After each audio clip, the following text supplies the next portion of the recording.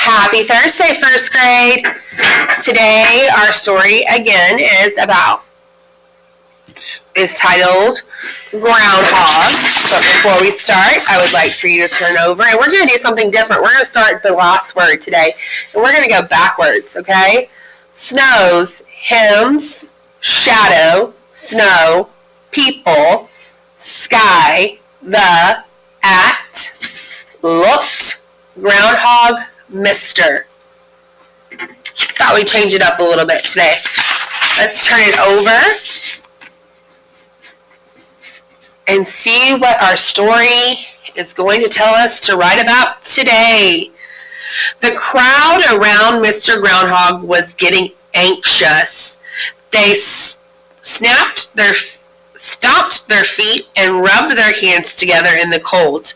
Mr. Groundhog suddenly felt very sleepy.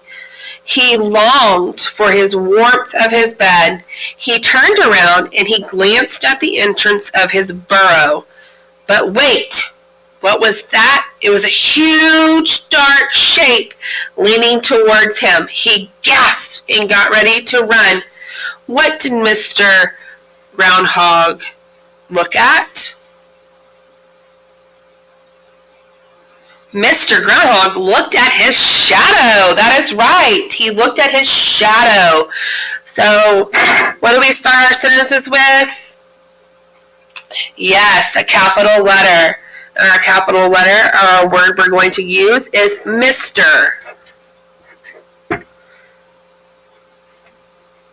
Finger space. Groundhog.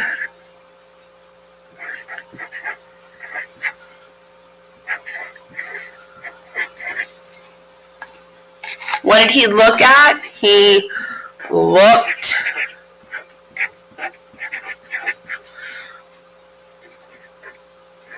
at his shadow.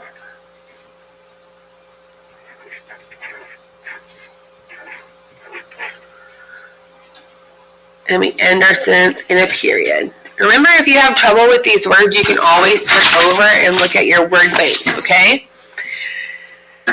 So, who is my subject of my sentence, or my who part? Yes, you're right, Mr. Groundhog. What did he do?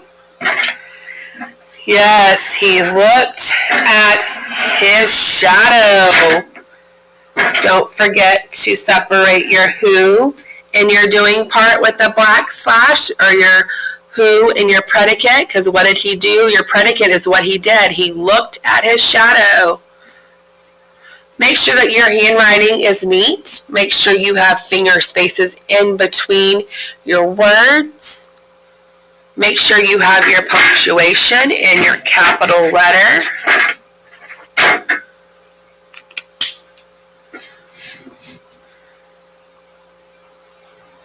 And we are done.